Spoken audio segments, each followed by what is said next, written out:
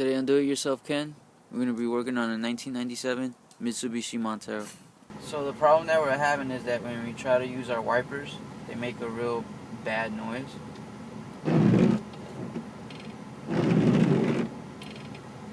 So that's just letting us know that we need to change our wipers. So we're just going to replace them with new ones. So we're going to replace our old wipers with these Bosch Icon 19-inch wipers. You can find a link below. So first we're going to remove our driver's side wipers. For these particular wipers, you just got to lift the wiper up, press down on this clip, and then push down to remove it. So now we're going to remove the passenger side. This goes the same thing. You just lift the blade up, push down on this tab, and then push down on the whole thing. Then it comes off. Alright, so for these Bosch Icon wipers, the way you're going to install them is you're going to squeeze the tabs on the side to lift this up.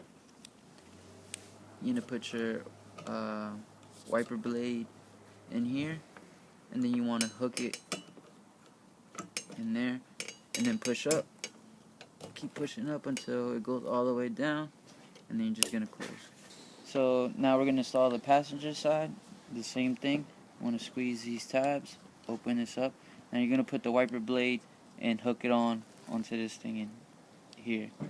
So you want to put it in there, then hook it in all the way down. Push this all the way up so it goes down, and hook it in. So now with our new wipers installed, when we try to use it,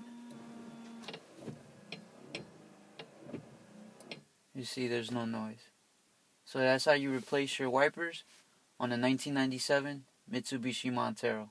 Hope you found this video helpful. Save time and stress working on this car by subscribing to the channel or clicking the playlist link below. Take care.